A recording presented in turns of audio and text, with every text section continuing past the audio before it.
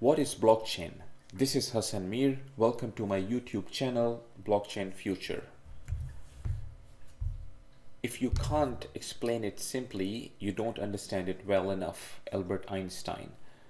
My goal in this video is to explain you the concept of blockchain in an easy to understand manner so that not only you understand yourself what blockchain is all about, but also you would be able to explain it to other people. Bitcoin versus blockchain. I'm sure you must have heard about the terms Bitcoin and blockchain. First thing first, the two terms do not mean the same thing. Bitcoin is a digital currency traded over the internet, and blockchain technology is underneath the working of Bitcoin. Bitcoin is based on blockchain technology. Another word for digital currency is cryptocurrency. Bitcoin is one of the many cryptocurrencies available. Other popular names are Ether and Litecoin. Recently, there has been an explosion in the creation of cryptocurrencies. Right now, there are more than 1100 cryptocurrencies out there. All those cryptocurrencies, including Bitcoin, are based on blockchain technology. Problems blockchain attempts to solve. In order to understand what blockchain is all about, we need to understand the problems or challenges we are facing these days when we do business or transactions, and then you will be able to understand much better the solution blockchain is bringing to those problems. So let's say a person A wants to send money to person B who's in a different country and who's a stranger.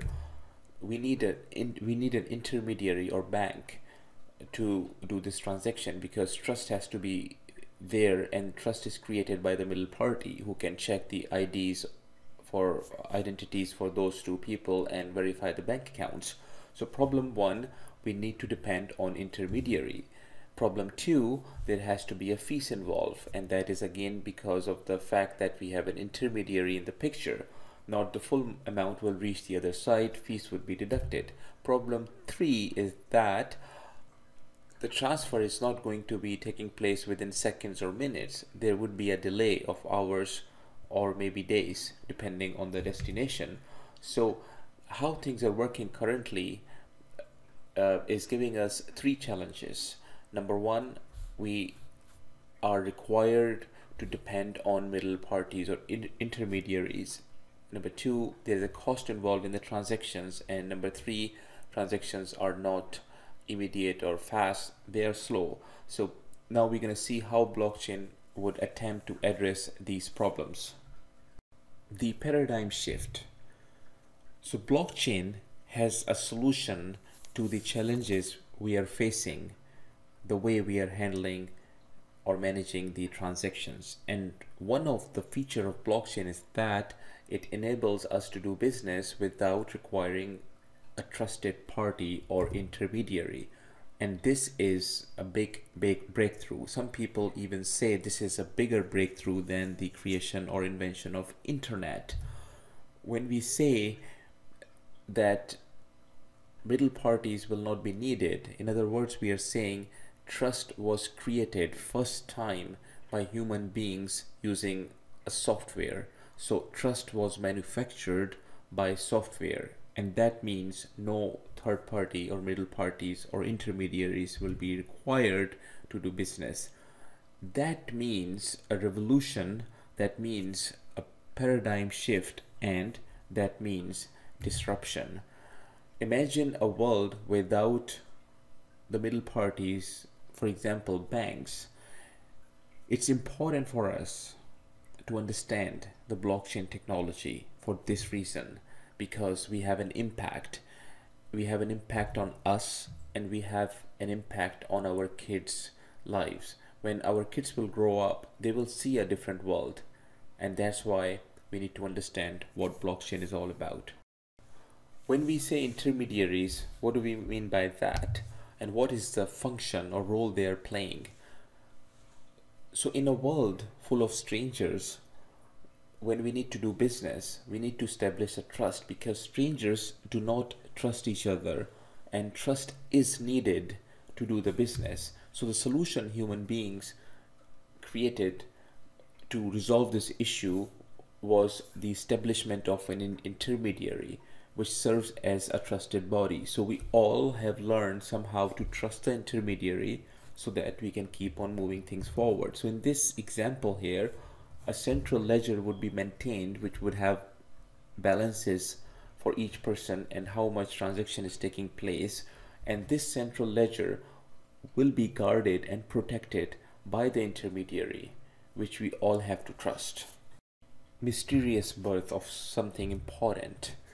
In 2008, a person or group of people by the name Satoshi Nakamoto released white papers called a peer-to-peer electronic cash system. These papers were released in cryptography network, and soon after that, group of volunteers gathered together, and in 2009 they released the software called Bitcoin, and this software was based on the concept that was given in this white paper. Bitcoin started working, and soon after its birth in 2010, the founder of Bitcoin, Satoshi Nakamoto, mysteriously disappeared, and it is estimated that he had mined about 1 million bitcoins. We will look into the concept of mining in a bit. So this is how the Bitcoin was created. How blockchain addresses the three issues we talked about. So it's time to go under the hood. The current world in which we live in gives us three problems. Number one, we are required to have middle parties to do business. Number two, transactions are costly and they are slow. Blockchain offers us a new world in which we will not be required to have middle parties to provide trust, because trust will be created by the software. Transactions would be free, or at least of negligible cost, and they would be faster.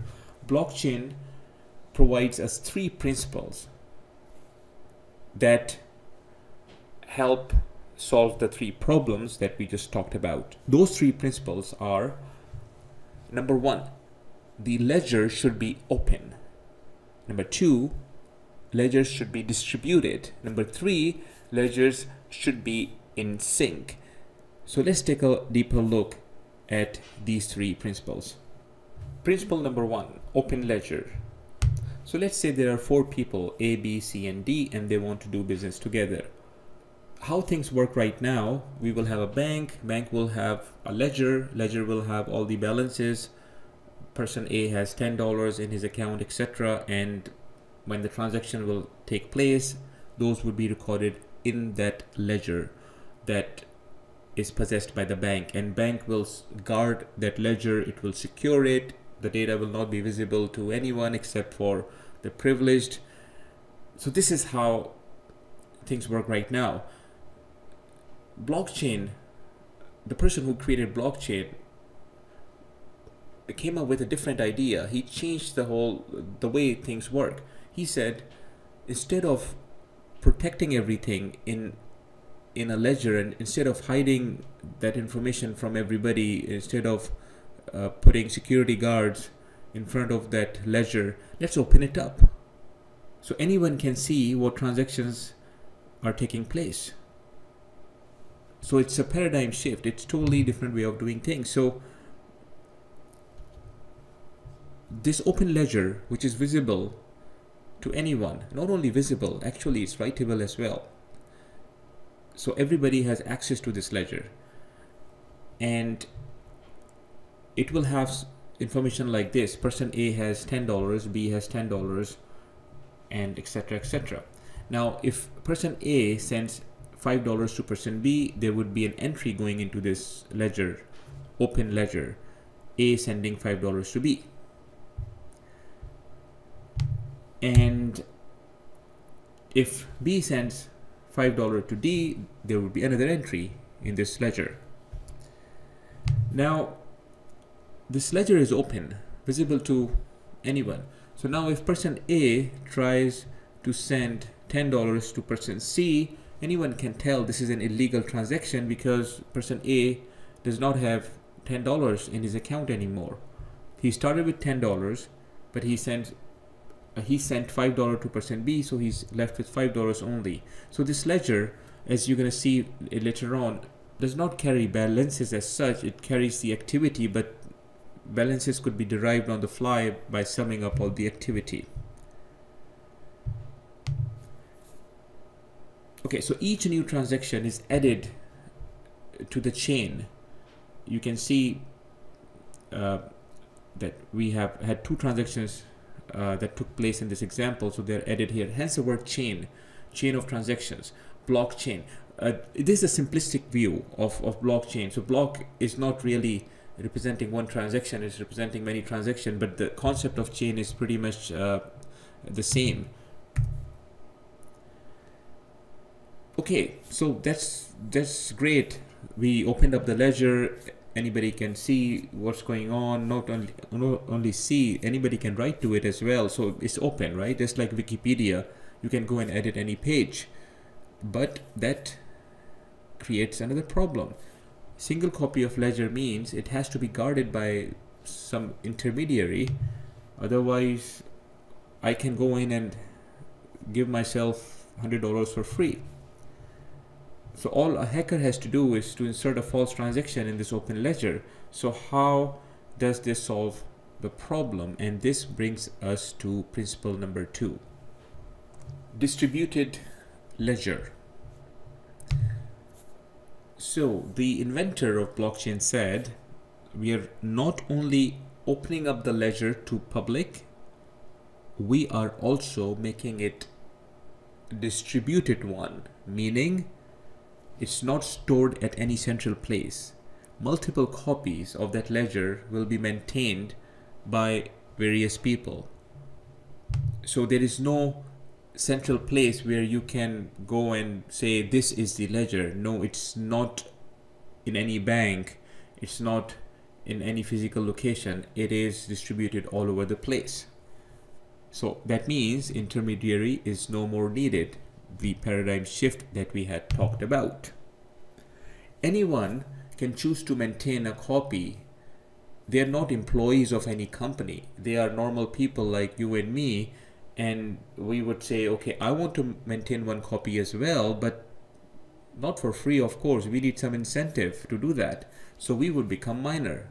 The term miner is used for those people who maintain the ledger, and this is an incentive based system, so we're going to see what miners will get in a bit. So just to recap, this open ledger is not located at a central place. It's distributed. Anybody can participate in maintaining it, and hence the word distributed. Now look at the same scenario that we looked earlier. Hacker wants to give himself $100 for free. He has to insert a false transaction in all the copies, not in one central location. Inserting a transaction in all the copies is not possible. We are not talking about 1 or 2 copies. We are talking about thousands. This solved the problem that we raised earlier. However, this raised another issue. And this is where the real power of blockchain comes into the picture. And this was the breakthrough by the inventor. Human beings have reached this far even in the past, but they didn't know how to solve this problem that I'm just going to talk about now. If we are maintaining multiple copies, how to keep all those copies in sync? There would be thousands of copies and transactions would be happening with the speed of light. How to make sure all those ledgers are in sync and they are absorbing all the transactions that are happening? This brings us to principle number 3. Keeping the ledgers in sync, principle number 3. We're gonna get a little technical here, but I'll try to explain it in a simple language. You shouldn't be worried too much. If you have to revisit this section, you may. At the end, there would be a conclusion. You may want to keep that in mind, but let's dive into the waters. So miners are maintaining one copy each of the open ledger. The problem is how to make sure all copies are in sync. The solution that the inventor of blockchain said is, let miners compete to find out who can attach the new transaction to the existing chain. So not everyone will be attaching the new transaction that took place to their copies. Only one will be able to do that.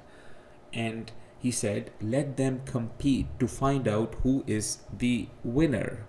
So an example, let's say person B is sending $5 to person D. Step 1 would become, B will announce his intention to that he's transferring $5. Step 2 would be, miners will do two things. Number 1, they will validate if the transaction is valid or not. Number 2, they will find the key. Which key are we talking about? Let's find that out in a bit.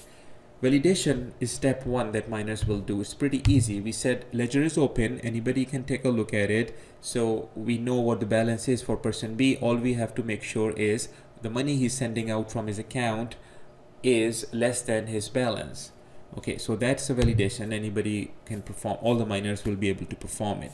The second part is to find the key. And what is this key? This key is required to attach the transaction to the existing chain.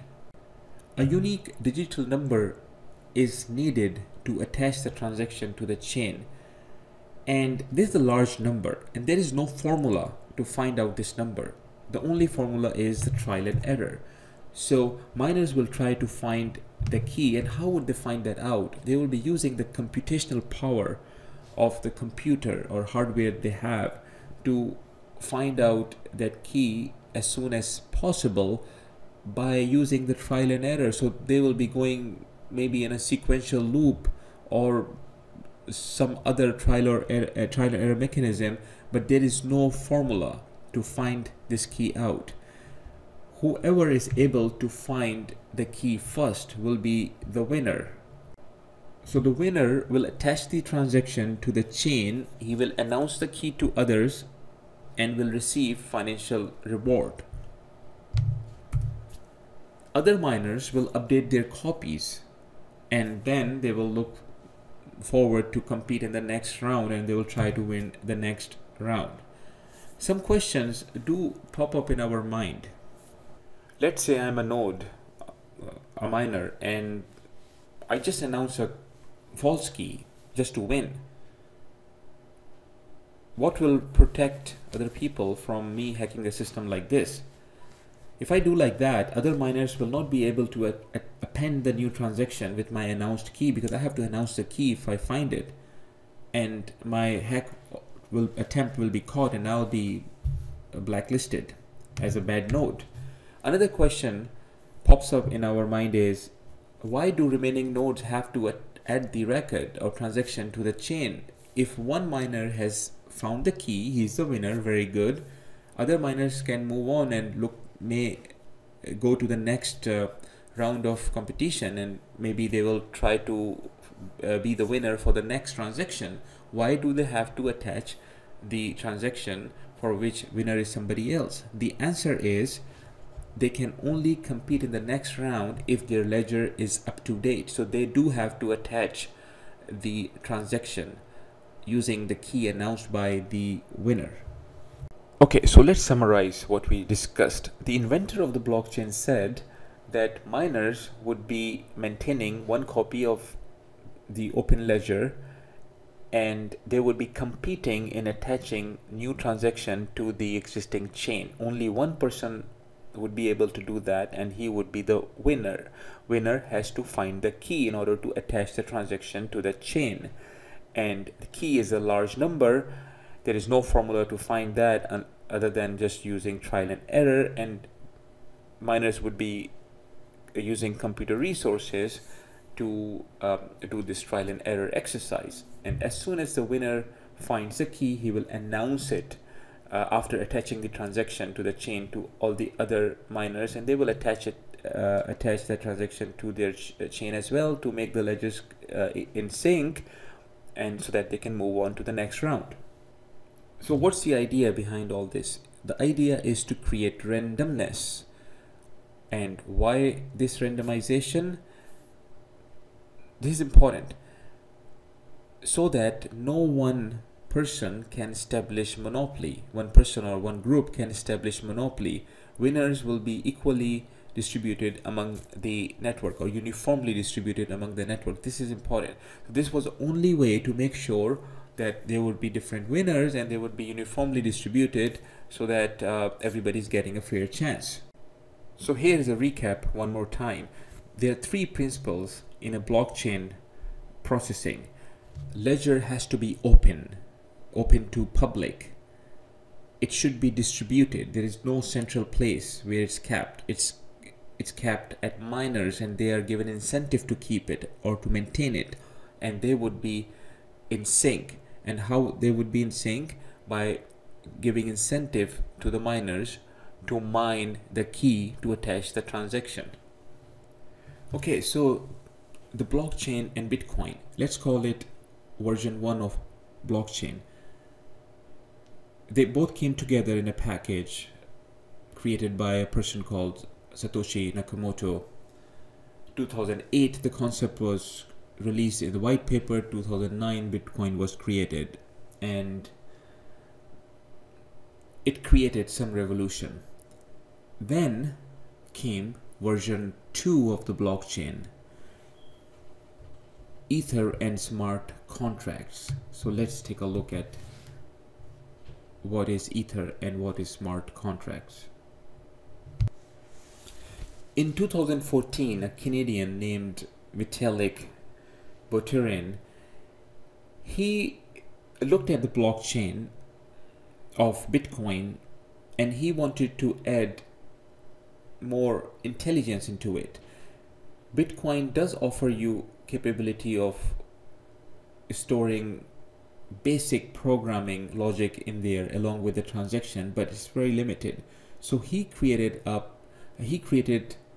new blockchain with capability of storing not only the transactions but also some logic, and the result was birth of Ethereum platform with its own digital currency called Ether.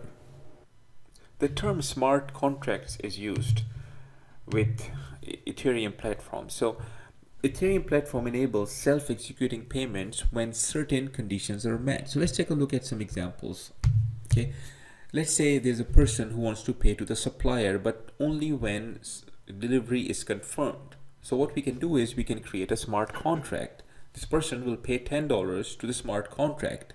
A smart contract can actually receive money and hold money in it.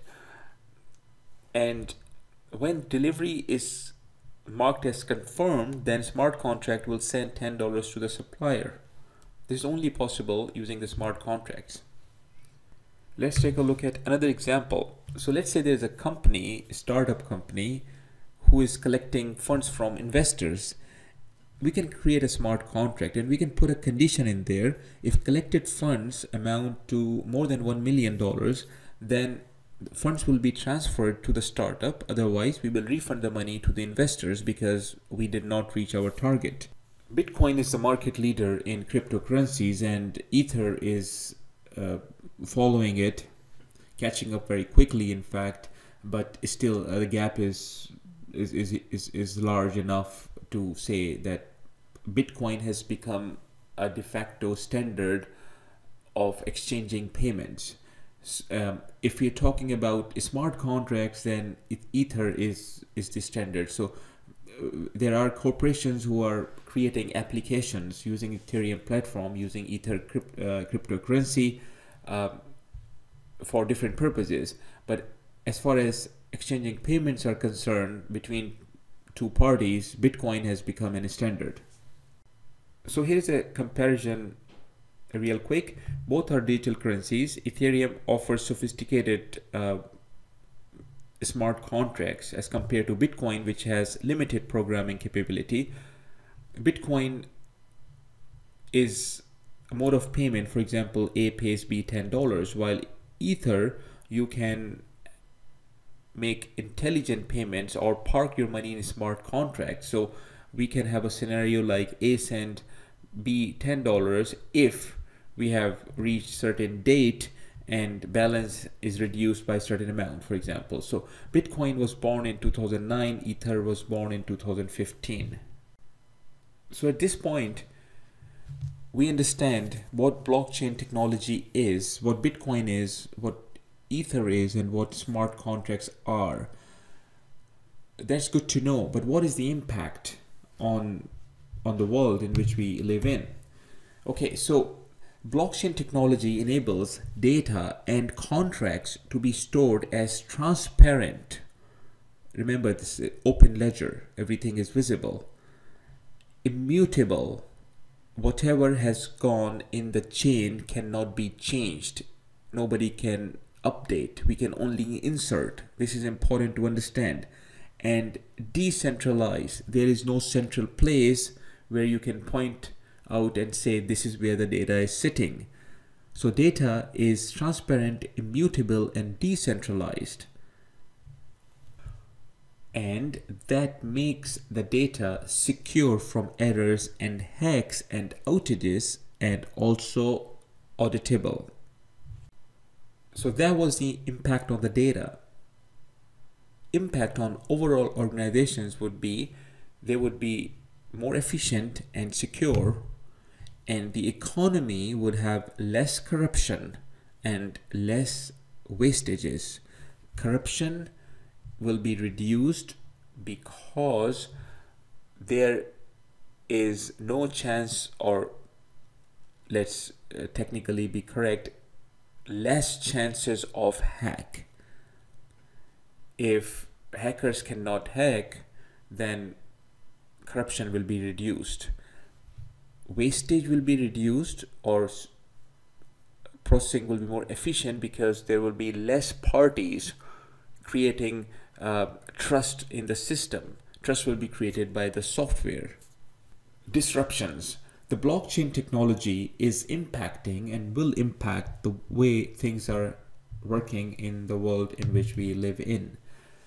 Before we talk about disruptions, keep in mind the two concepts that we discussed about blockchain. It will make the data decentralized, it will make the data immutable. Once a transaction is added to the chain, it cannot be modified. Anything in the chain which is there in the open ledger cannot be modified. All we can do is add new transactions to the chain. Decentralized meaning that data is not sitting in a central place. It's all over the place. It's with the miners. So having said that, two kind of disruptions will take place. Number one, middle parties will be eliminated because the need for middle party to be there will no more be there. Middle parties are there to create trust, and now the trust will be created by the software. So any entity which is just playing the role of intermediary will not be needed anymore. And second disruption we will see is in the data, which is right now sitting in a database, which is sitting in a central place. That data could be moved to a blockchain from the central place. And what would be the incentive of moving that data from the database to the blockchain?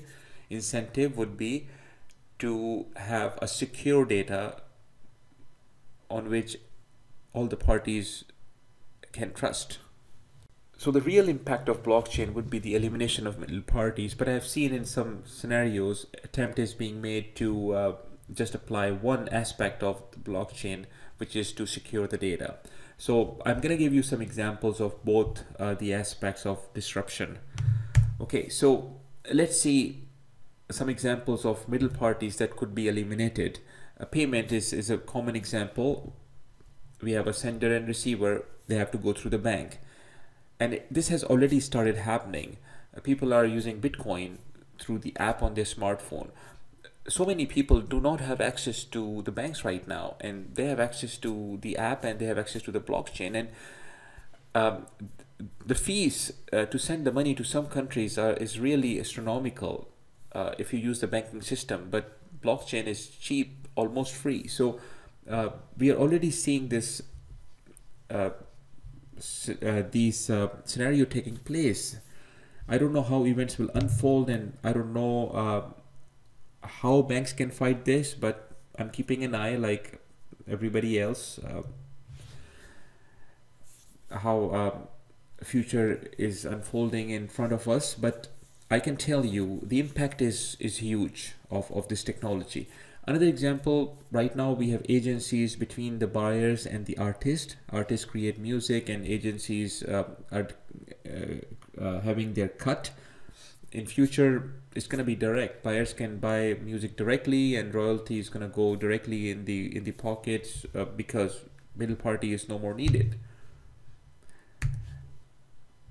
Keep in mind that one aspect of blockchain is to prevent digital assets from being copied, and that is exactly what this scenario is all about. Music is a digital asset as well. Crowdfunding is another scenario. IPO stands for initial public offering. It has a 6-month waiting period, 4 to 6 months. We have regulatory bodies, and through IPO one gets ownership in the company. In last 2 years, number of ICOs, initial coin offering, has been exponential. Even the Ethereum platform was started using the ICO. ICO is another way of crowdfunding.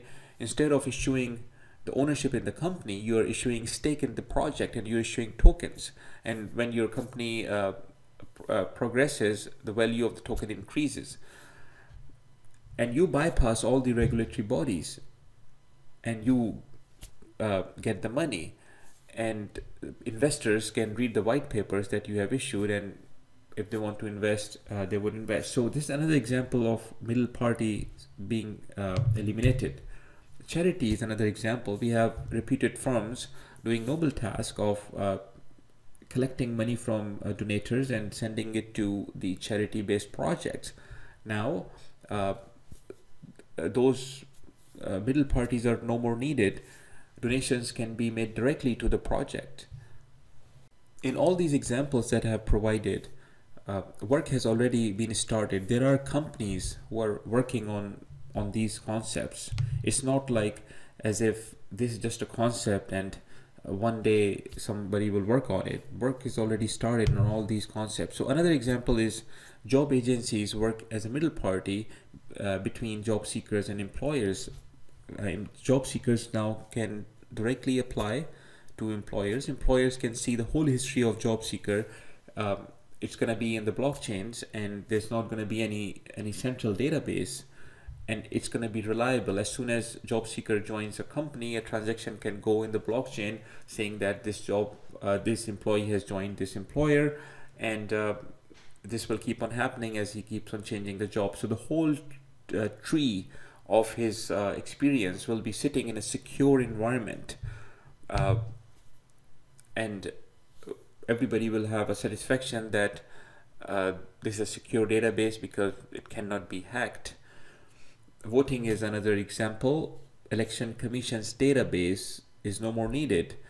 Voters can vote, cast their votes to the candidates, and all this data could be sitting in a blockchain. Election Commission can still be there doing some other duties, but database itself is not needed anymore because this data could be sitting in a blockchain.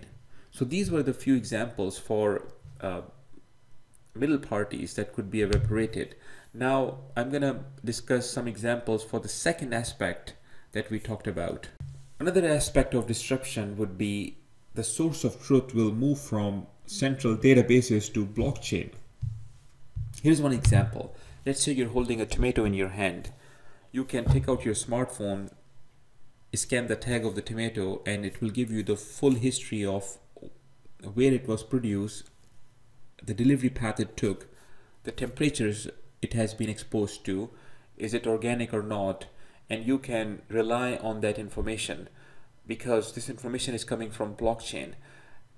Wherever whenever the event has taken place on this tomato, entry was updated into this blockchain.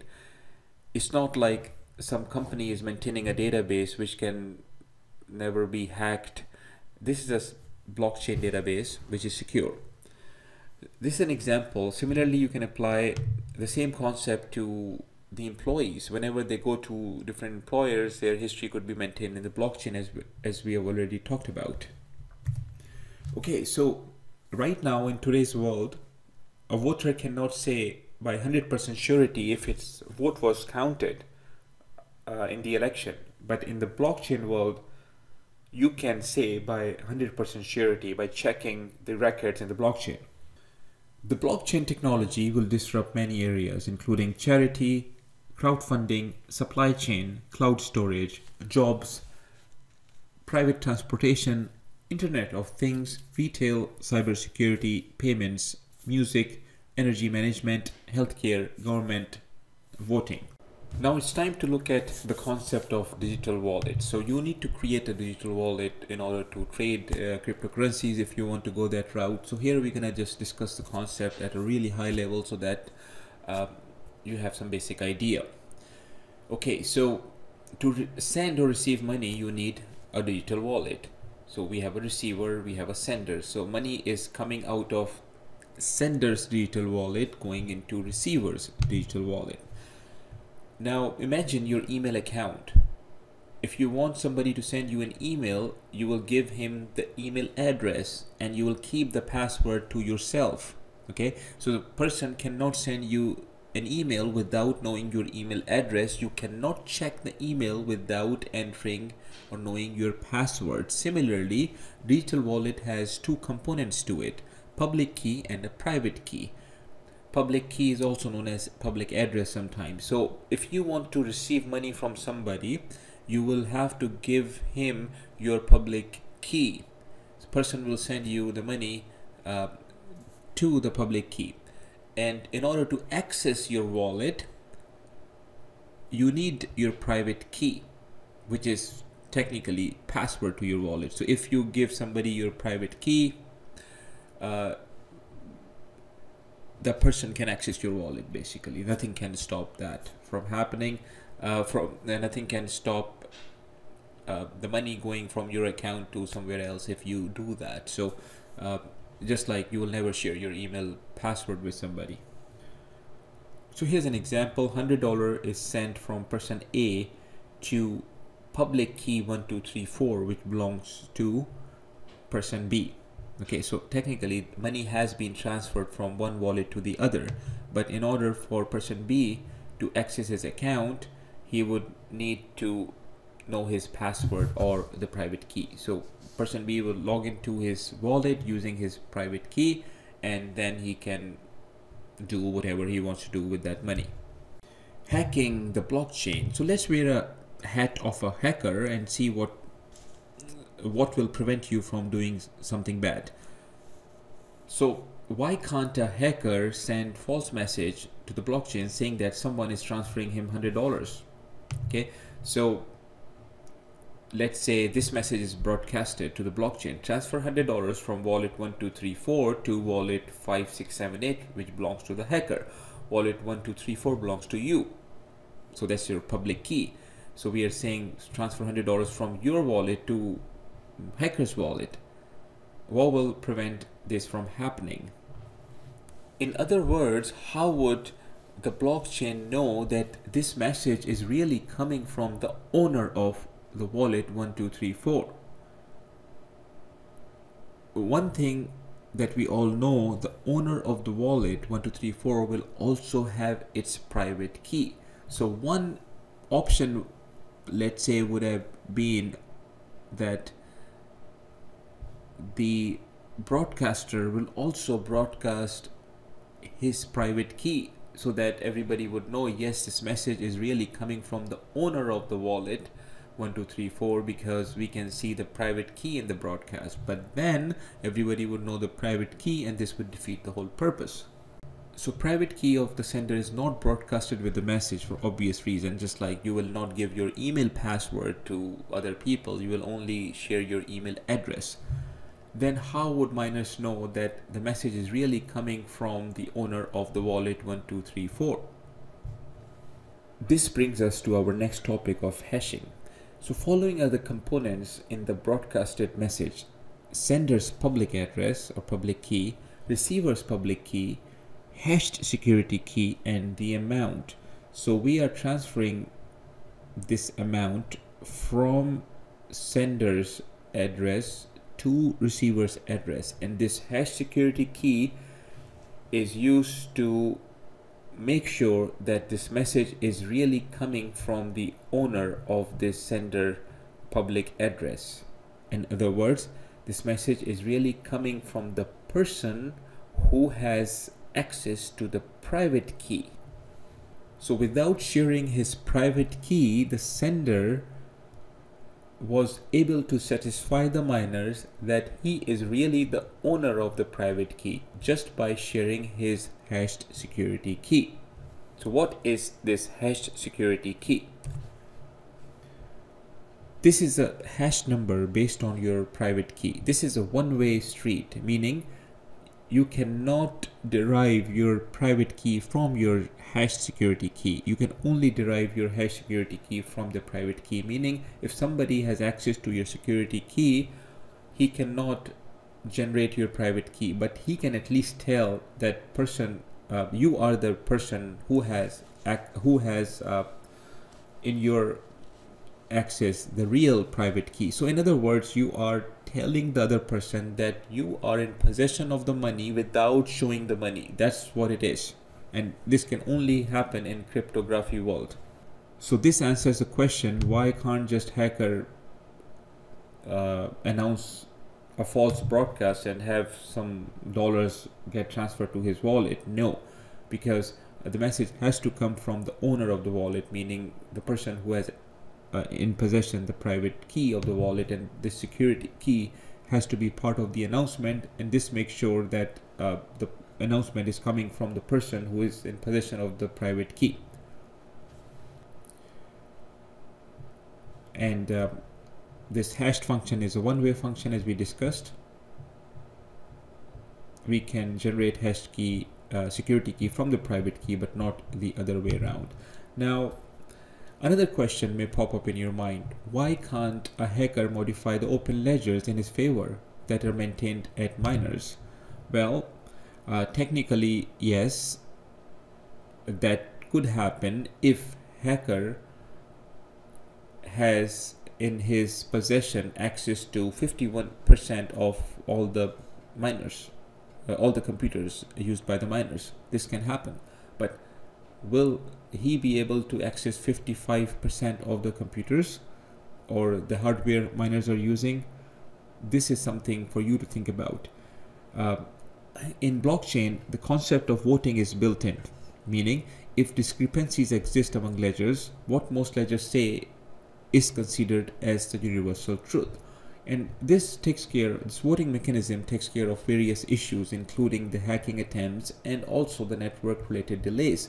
There are so many miners out there, and they are scattered all over the world, and not all the open ledgers, copies of open ledgers, are in 100% in sync. There are discrepancies for one reason or the other, and some discrepancies could be because of the hacking going on, but only whatever majority of copies are saying is considered as the truth, and minority is ignored.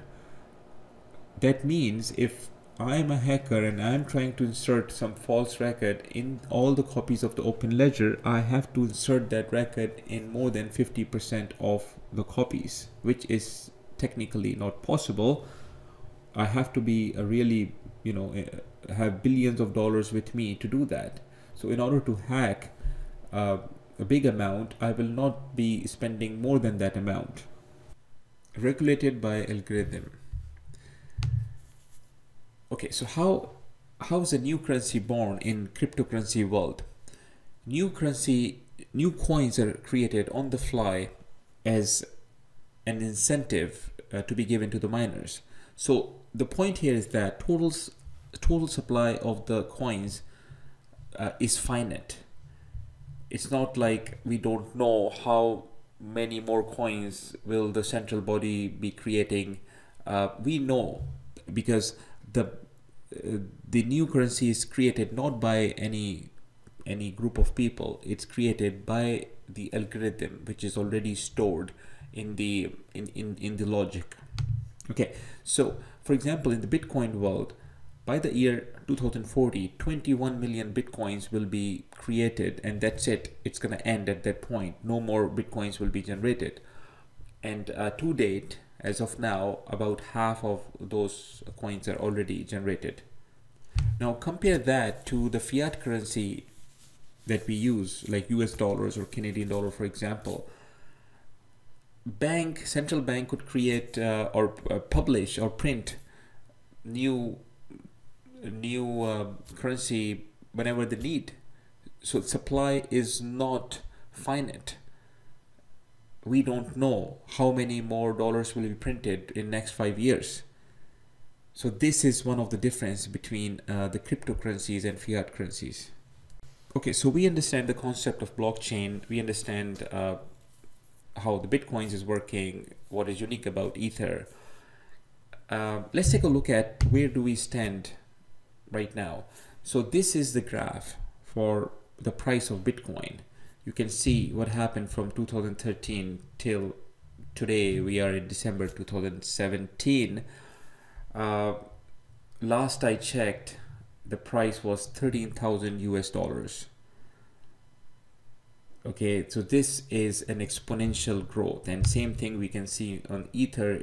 Last I checked, price was about 430 US dollars, and Litecoin is another one of the top 5 popular cryptocurrencies. Same exponential growth you can see here as well. So looks like the world has spoken. There was a silence for a few years after the birth of Bitcoin, but suddenly things have changed. We don't know which direction events are taking us, but there is an impact, and not only in the currency prices we can see, it's appearing in other areas as well. But anyways, this is to give you an idea of what has happened. And here is the screenshot from coinmarketcap.com, and here you can see the market caps of Bitcoin, Ethereum, Bitcoin Cash, Ripple, Dash, and Litecoin, for example. 185 billion is not a small amount. It is something big. Okay, great. So we understood the concept of blockchain at a high level. Bitcoins, Ether, smart contracts. We have seen some impacts, possible impacts that could take place in future, and we have also seen the growth in the cryptocurrency prices. So what should we do? Okay, step 1 is educate yourself in Bitcoin. Why? Because there is an impact. It is not just an invention. Even artificial intelligence is not something small, it's big, but it's not like artificial intelligence that may or may not impact you. It will impact you. If not you, then your kids. Okay, so educate yourself, understand what Bitcoin blockchain is, what cryptocurrencies are, what could be the possible impacts on other areas outside these currencies. Okay, so check your career, check your kids' career, if they are in the right in the line which may or may not be impacted. You may consider investing in blockchain companies who are taking advantage of blockchain. It requires due diligence. It's not something straightforward, because whenever there's a hype, 90 or maybe 95 or maybe 99% companies are not legit. It's just a pump and dump going on. So there are legit companies as well. So you need to do some due diligence. It's not like I'm asking you to go buy some stocks. So you can think about investing in blockchain companies, or you can think about trading crypto. So I don't use the word invest with the currencies. We trade currencies. We don't invest currencies in currencies. We just don't buy currencies and forget about it. We trade. Trading is done using technical. So you may want to consider that. That means you need to educate yourself in technical trading skills. The second and third option is to increase your wealth, but if that's not something that you are interested in, then at least you should educate yourself in blockchain and see what kind of impact you may get or your family may experience. Challenges on the road. So this is pretty new area, blockchain, even though it has been about 8 years for Bitcoin to exist, but world has recently started adopting this blockchain.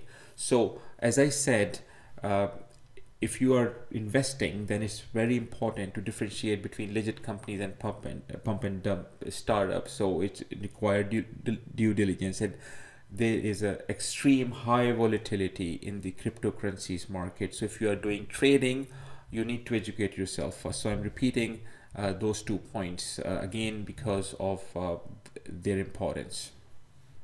The purpose of this video was to give you a high-level introduction on blockchain specifically, and we also talked about Bitcoin, Ether, smart contracts, the history, the possible impact and recent explosion in the crypto prices, and what can we do about this revolution.